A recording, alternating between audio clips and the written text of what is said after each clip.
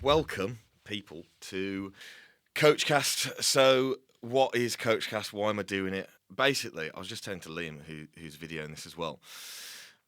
As you might have seen, I was invited to Dubai for the Total Mental Performance podcast, and I went away from that so inspired to do something similar. It's really annoying because Danny from Insight Subs, if you're watching this, bro, fuck you, because you stole the idea a week before I started. I thought no one's doing like proper videoed, edited podcasts. It's all on Apple Podcasts or whatever, or it's their Mac that's recording them. The quality's not that great. I thought, right, as soon as I got back from Dubai, I went onto Google and was like, right, I need to find a podcast studio. And I typed in Birmingham Podcast Studio. And funny enough, there's a place in Birmingham called Birmingham Podcast Studio, which is fucking great. So came down, had a look. They do everything here, film it, as you can see. And you'll see when there's a guest on as well, there's a bigger view. So I can't edit shit. I don't have time to do it. So this is absolutely fucking perfect for me. And I just wanted to get like a selection of the top people in the industry, not necessarily just coaches, but I thought Coachcast sounded good instead of fitness individual cast or something shit. So we're going to have some like busy professionals on there as well. Rick from Strom, business owners, Saifan, who owns Ultimate Fitness in Birmingham. He's going to come on. And we're just going to chat the shit. We're going to get some Instagram questions on as well, which I've got some to go through today. I did make a list actually. This is how professional this is. I've done it on my notes on my phone. Like an introduction to the person, questions from IG, and then some Stephen Bartlett-esque questions of like, what was the cost of you getting to this? So yeah, I've got about 50 people on there who I want to get on here. So that should be like the next year's worth of content, basically. So the first episode, I thought not everyone knows who I am. So I thought I'd intro it with me, so an episode on me. So I'm going to interview myself, which is quite easy because there won't be any uncomfortable questions, I don't think, or there are some weird ones on Instagram. So yeah, let's start basically. So an introduction to the coach, how they got into coaching, their background, how and why they got into it, and stuff. So a bit of background on me. I used to be fat as fuck, and I'm not talking like bodybuilder fat. I'm talking like never been to the gym in his life fat. Always had a problem with my weight. Went on like a big weight loss journey at one point. Lost loads of weight. Oh, fucking not in a good way at all. You know, just living on the elliptical and just not eating any fucking food. So that wasn't great, to be honest. I didn't have a clue what I was doing. And then I got into hospitality. So late nights, eating fucking shit after shifts. And man, I was a big boy. So I got to like 300 pounds. And I wish I could say I was 300 pounds now, but of muscle, but I'm not. Still small. So yeah, I was 300 pounds of fat. And essentially, I got sick of being called a fat cunt at work. Because you used to be out on the door when you used to run places and shit, and you know, you chuck someone out, and it's like the first thing that comes out is, "Oh, you're a fat cunt" or whatever. And I just got sick of it. I was always into bodybuilding. I liked that kind of style of training, stuff like that. I used to go to the gym, hadn't got a clue about nutrition stuff, and I hired someone to help me. Oh, Callum Raystricker's text saying he's here. Fuck's sake, Callum Raystrick is early. If you could let him in, thank you. Fuck's sake, I can't actually believe it. I said at the start of this I'd eat my own arsehole if Cal was on time. He's fucking early. Jesus. So, yeah, I hired someone to help me at Foundry Gym in Walsall. And I was like, I'm going to book a photo shoot, something to be accountable for. I lost a fucking shitload of weight. And I thought, man, I'm fucking shredded. I look back now. I was not shredded. But I was probably as lean as I could have got in that time frame. And in that time, I also developed an absolutely awful relationship with food. So I wanted to get that back on track. And I was putting when I'm a massive extremist. If I get into something, I have to go mental. Like if I start buying things, shoes. Okay, well I need all of the shoes. I need to buy everything that there's ever been done. I'm really addictive personality. And that's which is quite good for bodybuilding, to be fair. People saw me lose loads of weight, all this sort of stuff, and then we're like asking, "How the fuck did you do that?" And I was like, "Well, I'll show you how." I probably coached like 20 or 30 people for free. I didn't see it as a job. It was just something I was doing to help some people out. Online coaching wasn't really a thing back then. I mean, yeah, not really when I started doing it. It wasn't like it is now. And I was just doing normal work, normal jobs and stuff, and just doing it on the side. And then I thought, oh man, I could probably charge people for this. I've always been a big believer of if you're good at something, don't do it for fucking free. And I got quite good at it, and I got a bit of a niche of like, I helped fat guys out basically. And a lot of people, coaches, talk about like having a niche and stuff like that. My niche at the moment is I can fucking coach anyone. I don't care who you are, what you do, if you're a competitor, if you're John down the fucking road who just wants to lose some weight and get in a better headspace and stuff like that, then I can help you. But at the time, I was attracting. You attract what you're good at, really, and I was the fat guy that got in decent shape, and it kind of went from there, stemmed from there, and then it was. I remember actually I went on a podcast with AJ Morris about fucking 7 years ago. Please don't go and watch that. And he asked in there, do you reckon you'd help people for a living? I was like, no, don't want to do that. Everyone's an online coach. Everyone's doing it. It's too saturated. Fuck, I thought that 7 years ago. It's fucking saturated now, but that is a good thing, in my opinion. So that happened, blah, blah, blah. It got to then COVID happening, and I was selling cars. The old wheeler dealer, mate, for BMW and Mini in Birmingham. And I had about 25 paying clients at this point. I thought, man, I could probably make a go of it this year. And it got to January, and I'd made out a plan. Cal's here, and he's on time. Whee! Fucking hell. Got to eat my own ass. So, yeah, I thought I could probably make a go of this. And I made like a thing of like, right, I need 50 clients. And I'm going to go, I'm fucking glad that didn't happen because I wouldn't have been able to do that. And then COVID happened and I thought, fuck, what's going to happen here? And I thought all my plans are ruined, all this sort of stuff. And in the first week, I lost one client and gained 12. I was thinking, fucking hell, okay. And then I thought, right, I'm going to go home. I'm going to get paid furlough and I'm going to start up a YouTube. I was doing a photo shoot prep at that time as well. And I just carried it on, which got a lot of attention and a lot of people following me. People were invested in it. And it was the first time I thought, oh, fucking hell, people are following me. They fucking really like this. Carried it on. And by the time work asked me to come back, I had 80 clients. And I was like, I ain't coming back, bro. Which even at 80 clients, I was like, fuck, I don't think this is going to work. I had such imposter syndrome. Like, I've got imposter syndrome now. Back then, it was like, no, I'm not going to make it. It's not going to work. Like, it's too good to be true or whatever. And I remember recording a video, leaving the dealership, and I was just like out of breath, like, fuck, I've just left my job, shit. And then it's just been fucking mental ever since. So that's kind of like how I got into it, why I got into it. I fucking love to help people. I get the horn from it. Like, literally, it's like, if I can help someone, I feel like a sense of accomplishment. I don't give a shit about the money. Like, it's a byproduct of being good at something. If you're good at something, you're probably going to get paid for doing it. And if you're good at something, it normally means you probably enjoy it as well. And I just fucking love helping people. And that's why I got into it, because I want to help people. And yeah, that's basically who I am, how I got into it. I like to think I'm a bodybuilder. I've competed twice. Third, both times. Jeez. Not 3 out of 3. Just FYI, there was more people. And looking to compete again next year, most likely, with Big Nate Styles under the helm. So I'm going to go into some questions, because I'm going to make this a bit of a shorter podcast, being as Cal's got here early. And I'm in shock still. But I put out a question box, and I'll probably ask Cal the same questions, to be fair. I am going to say the names of some of them. I think one of them wants to keep it private, but maybe I'll just drop him in it. Custom Bodies Tom. Shout out Custom Bodies Tom. I'm actually seeing you tomorrow, big dog, for a big training session. And he's a current client of mine, has been for a long fucking time. I think like 70 weeks or something. But anyway, his question, I really like this one, to be fair, because it's probably not an answer that I don't know. It probably is an answer you expect. I don't know. At what point did you realise you'd, inverted commas, made it as an online coach? Now, I still don't feel like, I don't have that sense of like, I've made it, bro. Like, this is it. I don't have that, because I just think, look, coaches can be flavour of the month one month and then left behind the next. And it's like, if you're not keeping up with the times, if you're not doing shit like this, people aren't talking about you. And I want to be talked about all the time. Because if I'm in someone's head, when it comes time for them to lead their coach, they're probably going to be thinking about me. I hope so anyway. So I can't say that I feel like I've made it as an online coach. But to flip the question a little bit on its head, I remember at a point last year, probably like towards the start of last year, and it was like, I had about fucking 40 people competing that year. And I was just thinking, fucking hell. Like, I actually must be all right at this, surely. People are paying me to do this. So I think that means I'm all right at it, but I've never thought like, oh man, I've made it. And to be fair, I reckon if I ask Cal the same question, I think anyone that's got a business and that's actually good, they're always thinking, what can I do more?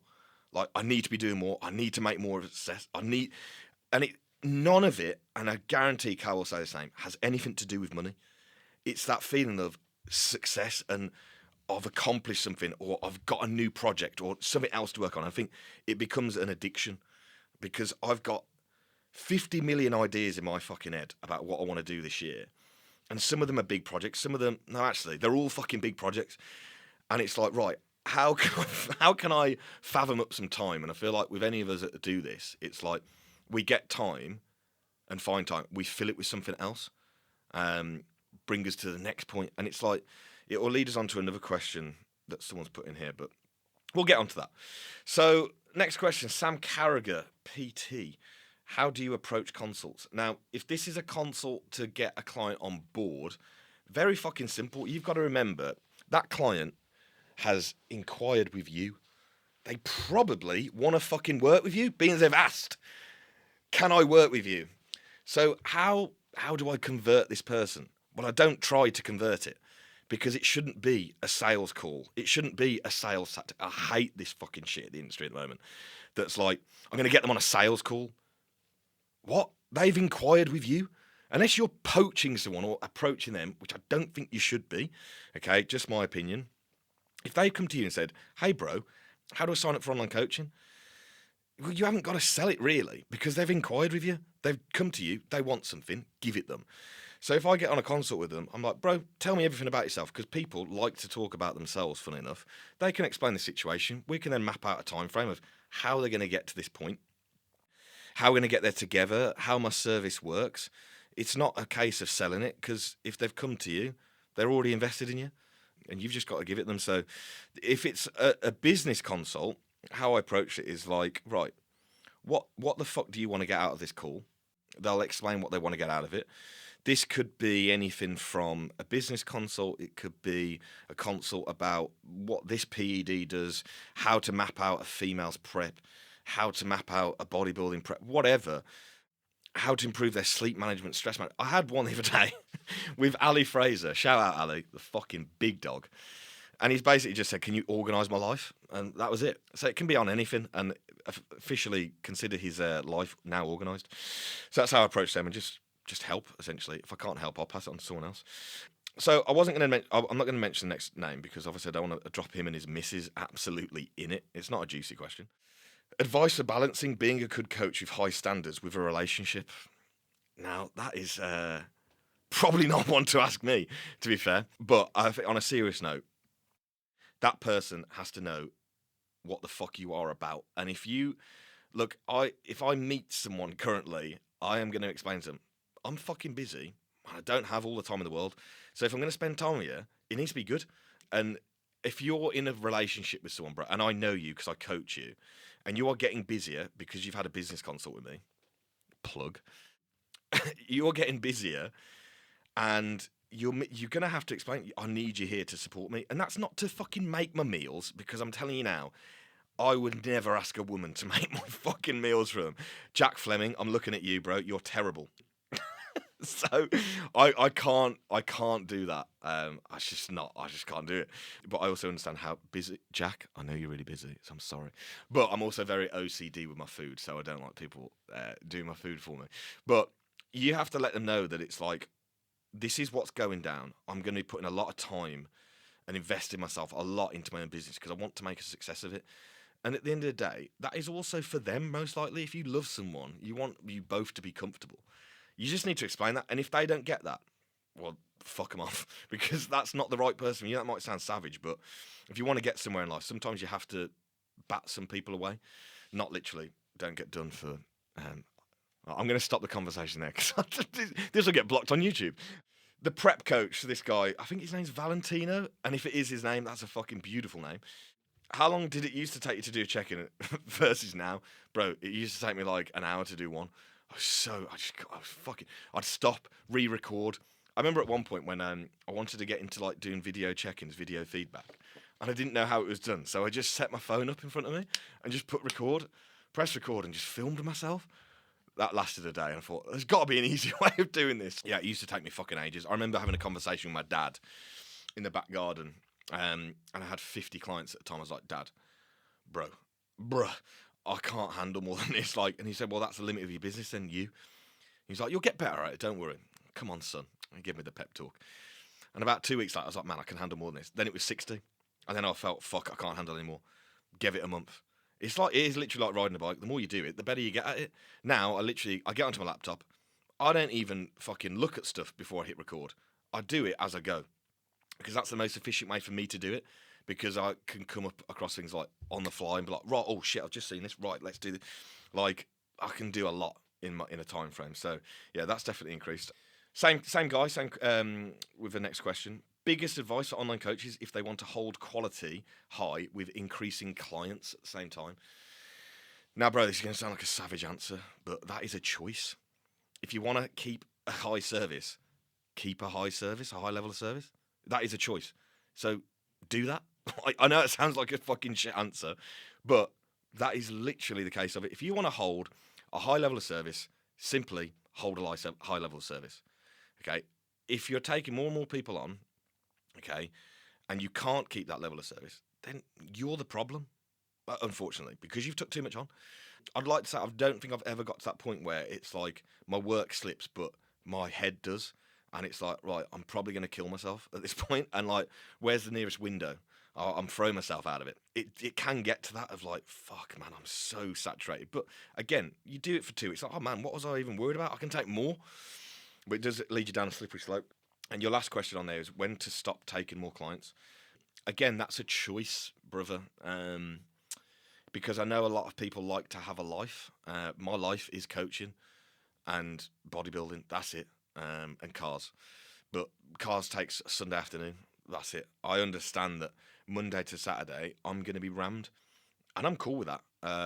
Some people aren't cool with that, and some people want to work 3 days a week. And if that's what you want to do, fucking go for it, man. Like, I respect you for that. 3-day working week. That sounds like a fucking right laugh. 4 days off, sick. But if you want to earn more money and have a bigger business and increase your success in the industry, you're probably going to have to work more than 3 days a week. But that is down to the individual. Some people don't think like I think, or don't think like progression all the time. They're happy when they get to a certain point, and I respect that. Sometimes wish I could be like that, but I'm definitely not like that. Sam, developing physiques. The big guy, the big bald egg. He is a bigger egg than me, tall-wise. I'm bigger than you, bro, anyway. What car is the goal car? Fuck. I hate these questions because I don't want one car. I want fucking 100. First car that comes to my head, Ferrari F40, 1989, non-catalytic converter, non-adjust suspension model with, not in red somehow, but that's going to be difficult to find. Although Sam Moore had a blue one. Beautiful. But I haven't got 5 million quid, unfortunately. But one day. Same guy. Another question. How high is the ceiling for Christian Chapman? Bro, the sky's the limit, bro. And that's a cheesy ass answer, but no, I don't think there is one. The limiting factor for me as a business with coaching is me, unfortunately, because there is only one of me and I have to do everything. I do the setups, I do the check-ins, I do the consult calls, I do the emails, I do the Instagram, I do my WhatsApp, because I'm OCD about everything being me. If you're contacting me, you want to talk to me, not a fucking VA from fucking India. Okay, no offense, but that I know I don't know where these VAs come from, but like I want them to be talking to me. Because that's what they're fucking signing up for. So that is the limiting factor, but there is always a way to have that ceiling higher, in my opinion. It is up to you to find this. I say this to a lot of clients. I'm a problem solver and a solution finder. I find the problem and I solve them. And if I've got a problem with business of how to grow it, I'm going to find the solution. So there is no ceiling, bro. Last question from him: how to deal with imposter syndrome, bro? Fucking when you find the answer, let me know. Yeah, it's a hard one. Because I still have those feelings of, man, I'm going to have 120 clients leave tomorrow and I've got no business. Like, I'm just waiting for the world to implode. I don't think there is a way really we're dealing with it, because I think if you come across with no imposter syndrome, you're probably really cocky and like, yeah, man, I'm fucking sick at this and whatever. I think imposter syndrome is something that keeps you going because you strive to not feel that imposter syndrome. And in that striving to get there, you're probably going to become really fucking good at what you do. Fuck the imposter syndrome, bro. Just fucking wing it. Fitness Lancaster, do you think coaching has a shelf life? And if so, what do you do to make a good retirement pot? Make so much money that you don't need a retirement pot. No, I think you have to branch out, and you have. And to be fair, this would be a good one to ask for Cal, because Cal's business is fucking expanding here, there, and left, right, and fucking centre. And I'm also doing a lot this year to kind of have more passive income that doesn't require me.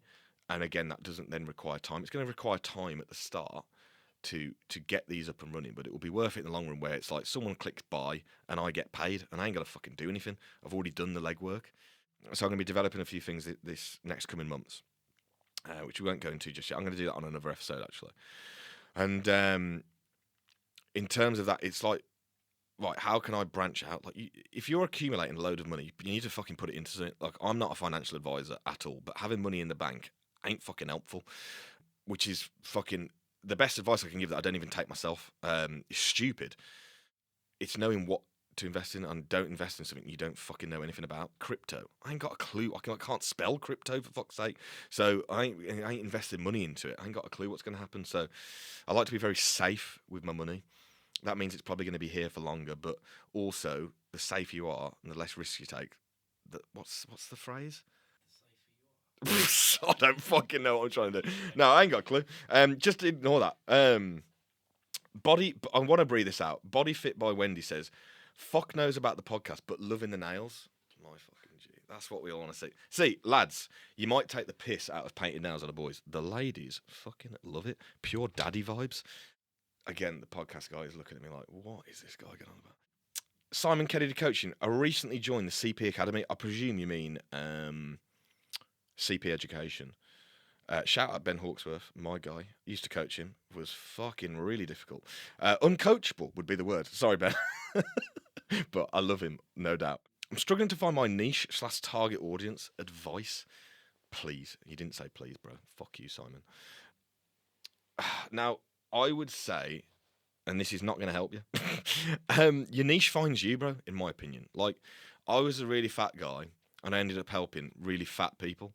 So I just fell into that niche, and then I started helping more people. And then my niche now is just go to Christian Chapman when you want to have shit hot service and get a result. Simple. Like, I don't have a certain niche. Like, Cal's niche is IFBB pros, whereas I don't want to be suckered down to like one niche. It's just not my thing. Like, I just love helping. I fucking get so buzzing off helping people. I don't want to limit my target audience. The problem with niches and stuff like that, people think they need it to be so specific. I only help 30 to 50-year-olds, busy full-time professionals. Okay, what about the 100 of a million other people that actually might want to be coached by you, and you've just limited yourself from doing it because you're saying you only fucking do badminton players that play badminton at 6 p.m. on a Friday? Fuck you, badminton, bro. Fun fact, I used to love playing badminton. So, your niche, bro, I would say, does find you.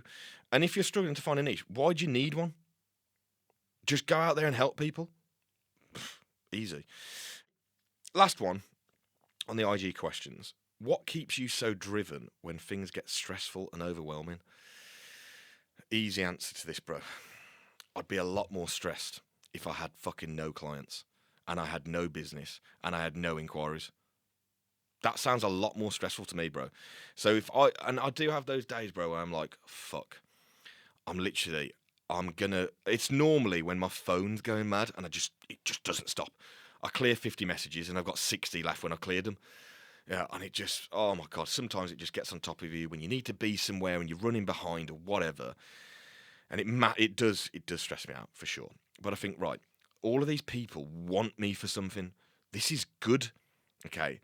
Now, what they want me for might not be good, but most of the time it is good things. I'd be a lot more stressed and overwhelmed if no business was coming my way. No one was asking me questions. No one's interacting with me. And I'm thinking, fuck, I need to find a job here. And fuck me, I got to sell the cars and all that sort of stuff. That would be a lot more stressful and overwhelming for me. So that's my answer to that one, big dog. And he's finally being coached by someone proper, Ryan Physique Collective. So that was all my questions from IG, to fair. So I'm going to go into the questions that I would be asking a guest on here that I haven't actually thought about the answers here. So this is not good, but I suppose it would be the same for a guest that's coming on. So if there's one thing you could change about the industry, what would it be? Now, unfortunately, I've got to only choose one thing, and it's probably about 1 million. But I also just think I'm just going to stay in my own lane and let people do whatever the fuck they want to do. Stop treating it as a sales environment. Okay, bodybuilding, fitness, all of this is actually meant to be fun. And you're sucking the fucking fun out of it. Because I don't need to hop on a sales call to get a fucking client. Okay, I'm just going to chat, and let my personality do it. Not, I'm going to get you on the phone and sell you 19 months up front for $475.95 a month. Whatever fucking number they pluck out of thin air. And then realise, oh shit, I'm a really good salesman, but I'm a fucking god-awful coach. I'd love to take that out of the industry, to be honest, and just actually make it fun again. There seems to be a lot of fucking shit at the moment. Not just with like sales stuff and all that, but like people sucking the fun out of bodybuilding. And it ain't on, bro. So fuck that. If you could go back to the start, what would you do differently? To be honest, things have worked out all right, so I don't think I need to change. No, I do need to change something from that. Start earlier. I'm fucking 31, me. And I feel old as fuck. I feel 41, let alone 31. I wish I'd done it sooner. But that is also pointless thinking like that because I can't fucking go back and change it. So that's a stupid question that I've asked myself. Sorry to the guests that are going to get asked that. How do you manage your workload? In a simple way to answer this, I have a start time that I start work and I have a finish time that I finish work. And that's when I do my work. Sounds fucking simple, right? But what do you have when you've got a job? You have a start time. You need to fucking be at work, else your boss thinks you're a prick. And then you get sacked for being late all the time. Well, I don't want to sack myself. Okay, I want to be fucking on it.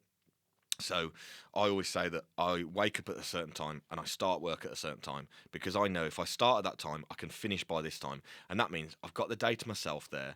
Okay, I've got all my consults I can do in the night. I've got my setups I can do in the night. I don't want to get home from the gym at R4 in the afternoon, eat my post-workout, go for a walk, be at my desk at 6 doing a fucking check-in. I don't do check-ins at 6 p.m, bro. Okay, I do them between 6 a.m. and 11 because when people check in, they want a fucking response straight away because we're all impatient. When I want something, I want it fucking yesterday. So Big Knife Styles, keep up with the good response times, bro, to my check-ins. I love it. Big fat knife. So, yeah, treat it like a job is how I manage my workload. Best piece of advice for a new online coach: learn from someone that is better than you. And in that case, there's probably a lot of people if you're just starting out.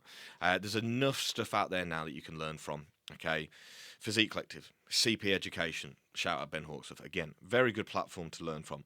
I'm going to be dropping something this year. Wait and see. I can't actually talk about the name yet, but it will be coming in the next couple of weeks. And I've already reserved the name on Instagram, so don't anyone else take it because I've already got it. So fuck you. But learn from someone that's better than you. Have a coach yourself, okay, who you can learn from. Ask your coach questions, and if they're not answering them in a good way or a good manner, that's not the right coach for you, okay? Because if someone asks me a question and it's to do with coaching, I want to help them. I said this on the Total Mental Performance podcast. There's enough fucking people on this planet for everyone to have loads of fucking clients. Simple as that. There's billions of people on this fucking earth, okay? I want everyone to have a good amount of clients.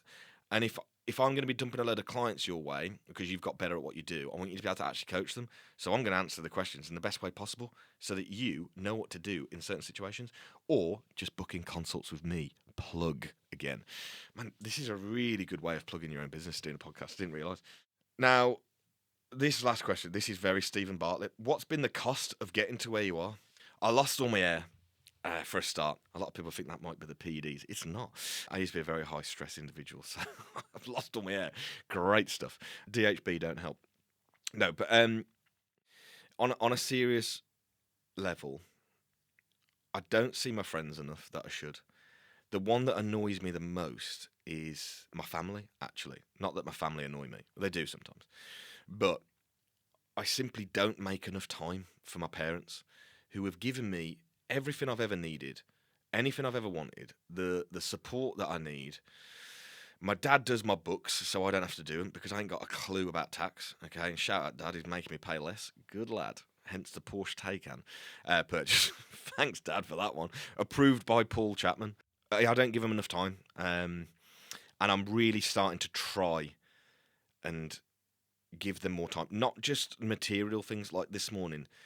My mum and dad don't know how to work a computer, and they want Mickey Flanagan tickets for Birmingham. I don't know who Mickey Flanagan is. He's probably not funny, but they desperately wanted that. Oh, we don't know how to do it online, and apparently the tickets sell out straight away. Can you try for us? So today I bought them the tickets and said, I've got these. Happy fucking Valentine's Day. I don't know. It's been Valentine's Day. I'm late, but anyway, it's a late Valentine's Day present. But yeah, it's not about actually giving them like all the things that they want. Like a couple of weeks ago, it was their 40th wedding anniversary, and they always invite me to come out to Gran Canaria, and they were in Gran Canaria, and I got a flight and a hotel down the road and didn't tell them and just surprised them. And that sort of stuff, especially for my mom. My dad don't give a shit, but especially for my mom, like she was absolutely made up, and that made me feel so good about myself. So I need to make more time for them. Relationships definitely hasn't. My work ethic, I think, has had a negative impact on my relationships, which I do definitely regret somewhat for sure, because I know that person it was only trying to help me, and I didn't want the help at the time. So definitely regret that. But you live and learn, you know. Ricky Gervais, you live by the sword, die by the sword. Do you watch The Office, Liam? No. He doesn't. So, and then last question is where to find me. If you're watching this, you probably already know. Christian_Physique Collective on Instagram at the moment. So that is going to wrap up episode 1. I think I've covered everything I want because I felt I was a little bit late here. So I think that was... How long were we going for there? 35 minutes? That's enough for me talking, to be fair. So we're going to get Cal in. We're going to do a second podcast. I'm going to go and change my T-shirt so it doesn't look like I live in the same clothes. And this was recorded on separate days, obviously. Yeah, thanks for tuning in if you have. If you have watched this, please like it. Okay, I'm not going to say like, subscribe, share, but I am. Please do that because that would be really helpful. Tag us on Instagram.